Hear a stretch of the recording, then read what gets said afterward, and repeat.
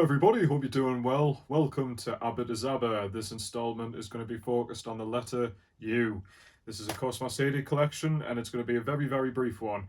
The letter U for some reason is one that I don't have many CDs for. I lack so many CDs and records that usually I like to display a record behind me which matches the letter that I'm focusing on in the video, but I don't even have any under the letter U.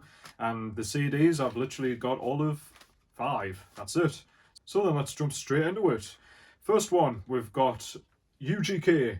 This is a southern hip hop group who hailed from the 90s and 2000s, featuring Bun B and Pimp C. These guys were very prominent in the southern hip hop sphere and sadly deformed around 2007 when Pimp C passed away. Now, this is their final album that they had, Underground Kings. I don't own any of the other previous albums, but I'm aware that they're all considered classics. I will try them eventually. But this double album is a really good one, at least from what I've tried. It's predominant because it features probably their biggest hit, which hails around the sort of mid-2000s and was considered legendary because it features Outkast. And this might well be the last time Outkast were featured on a single, and this was International Players Anthem. Alongside this, we get, it's just very consistent, obviously southern hip-hop, but it's got kind of a pop appeal to it as well as gangster rap. There's a track on here which I think is really interesting, which it actually features, of all people, Dizzy Rascal, and it's actually a pretty cool song. As well as that, there's also some bonus tracks which I think is pretty cool here too, some of which feature 666 Mafia, who are also southern hip-hop legends, but there's actually some songs here where they do sort of chopped and screwed, and I think that's kind of cool because UGK themselves were chopped and screwed in a lot of famous tapes released by DJ Screw. So it's kind of interesting how 666 Mafia were doing something with that, but something that was, at least at the time of when they were doing it, brand new. So I always think that's kind of interesting too. But yeah, recommend this if you can find it. Moving on though, we're going to go to something totally different.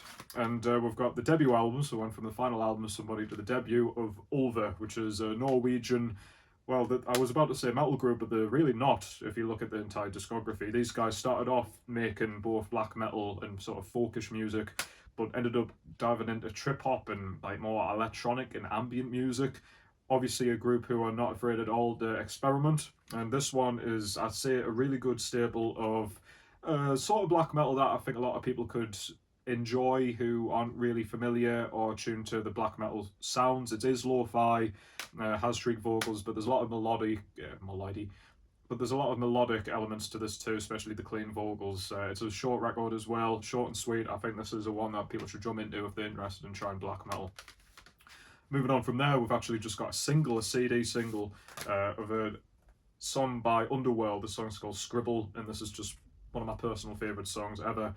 I think it goes under the name of Liquid Drum and Bass. It's drum and bass to me that's just extremely euphoric, and there's something about this that I just really life-affirming and joyous, and I've really always loved this track. It's my favourite one by them, and like I say, one of my favourite songs of all time, so I had to get the CD single of it. Next up, we've got the debut album, and I guess the only album by these guys, so it's also the last album by the Unicorns. This might be rare. This has definitely been repressed since I bought this, but this is the OG copy of, what is it called? Who Will Cut Our Hair When We're Gone? And I remember seeing this appear in my YouTube recommendations back when I was in college, and there was a song on there called Sea Ghost, and I just really enjoyed the lo-fi, bippy sort of aesthetic to it, and it was while I was getting into groups like Animal Collective, a bit of Hot Chip and stuff like that, and I really enjoyed this record because of that. I think if you're a fan of Neutral Milk Hotel and those sort of quirky groups, then I think you would highly enjoy these guys. They've got a lot of humour to the music as well, but it's just very endearing and just great indie pop with a predominant lo-fi aesthetic to it, so I highly recommend this. And finally, this is UNPOC. I'm not sure what that stands for, what the abbreviation is. I think this is the only record under this name, called Fifth Column. I believe these guys are hailing from Scotland, and kind of like the Unicorns, this is also sort of lo-fi indie music with a psychedelic tinge to it. Again, kind of around the Unicorns, I kind of got into it around the similar time. I remember there was a song on here called Come In that I really enjoyed. But this whole thing, I think, is fairly underrated, and if you like that sort of lo-fi psychedelic style that was done around the 2000s, then I think you should check this out. UNPOC. How do you like that? A nice little short installment. And will the letter V also be short? Most likely. But that's it for this installment. Hope you enjoyed this little collection. If there's any other artists or bands that go by their name under U, then definitely let us know. You know, there's that forgotten band called U2, but yeah, no one remembers them. But other than them, if there's any other groups you can think of that go under the name, then let us know. All right, thanks again, everybody. Really appreciate it. Take care of yourselves. Bye for now.